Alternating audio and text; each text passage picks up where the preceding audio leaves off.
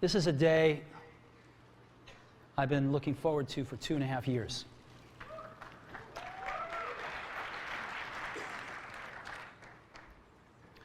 In 1984, we introduced the Macintosh.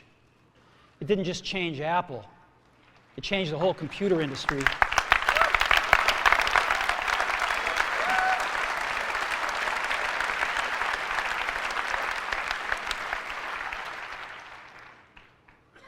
In 2001, we introduced the first iPod. And it didn't just change the way we all listen to music. It changed the entire music industry. Well, today, we're introducing 3 revolutionary products of this class. The first one is a widescreen iPod with touch controls.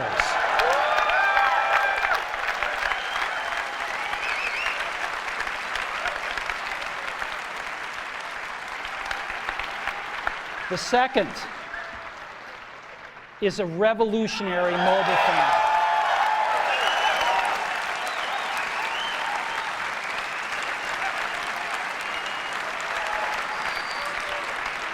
And the third is a breakthrough internet communications device. So, 3 things: a widescreen iPod with touch controls, a revolutionary mobile phone, and a breakthrough internet communications device. An iPod, a phone, and an internet communicator. An iPod, a phone. Are you getting it? These are not 3 separate devices. This is one device. And we are calling it iPhone. Today, Apple is going to reinvent the phone. And here it is.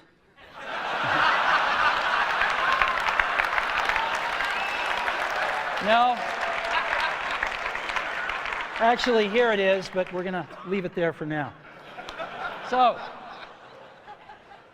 before we get into it, let me talk about a category of things. The most advanced phones are called smartphones, so they say.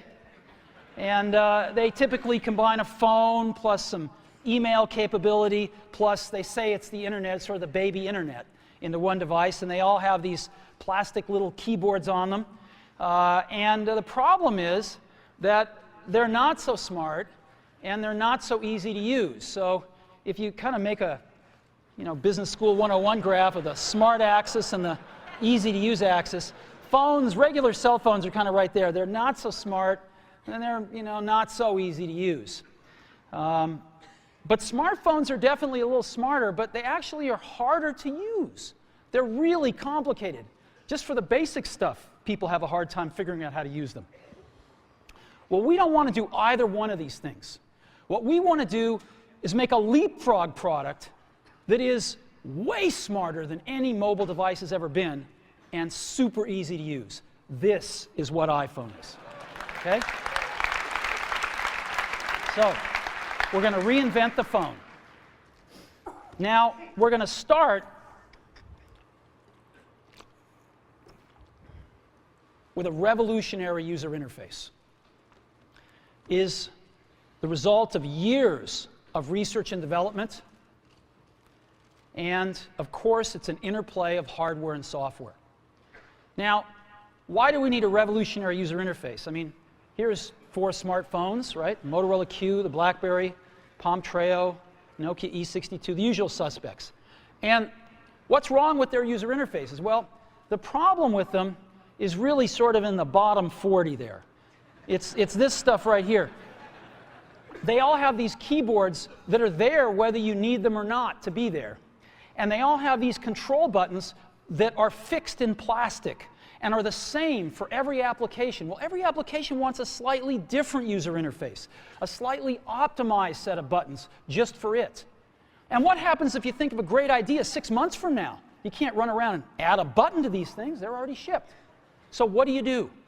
It doesn't work because the buttons and the controls can't change. They can't change for each application, and they can't change down the road if you think of another great idea you want to add to this product. Well, how do you solve this? It turns out we have solved it. We solved it in computers 20 years ago. We solved it with a bitmap screen that could display anything we want, put any user interface up, and a pointing device. We solved it with the mouse, right? We solved this problem. So how are we going to take this to a mobile device? Well, what we're going to do is get rid of all these buttons and just make a giant screen. A giant screen. Now, how are we going to communicate this? We don't want to carry around a mouse, right? So what are we going to do? Oh, a stylus, right? We're going to use a stylus. No. No. Who wants a stylus?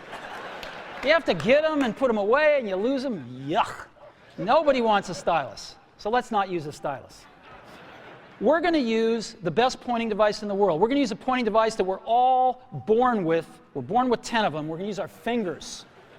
We're going to touch this with our fingers. And we have invented a new technology called multi-touch, which is phenomenal. It works like magic. You don't need a stylus. It's far more accurate than any touch display that's ever been shipped. It ignores unintended touches. It's super smart. You can do multi-finger gestures on it. And boy, have we patented it. So.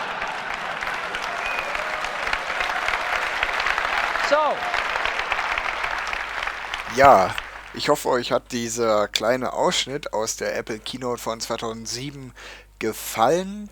Ich habe den mal frei übersetzt, das heißt im Kontext bleibt der verständlich, aber Wort für Wort ist natürlich ein bisschen schwer zu übersetzen.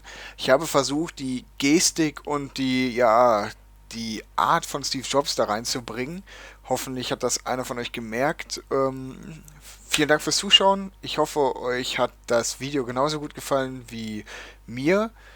Deswegen habe ich es ja überhaupt erstmal deutsch untertitelt, damit auch mehrere Leute mal halt sich dieses Video anschauen und verstehen, mit welcher Taktik oder mit welcher Art Steve Jobs überhaupt an den Produkten rangetreten ist, wie er diese Produkte unter die Leute gebracht hat. Das ist schon sehr interessant und halt das iPhone ist halt das Produkt überhaupt, was halt Apple so bekannt gemacht hat, möchte ich jetzt mal meinen.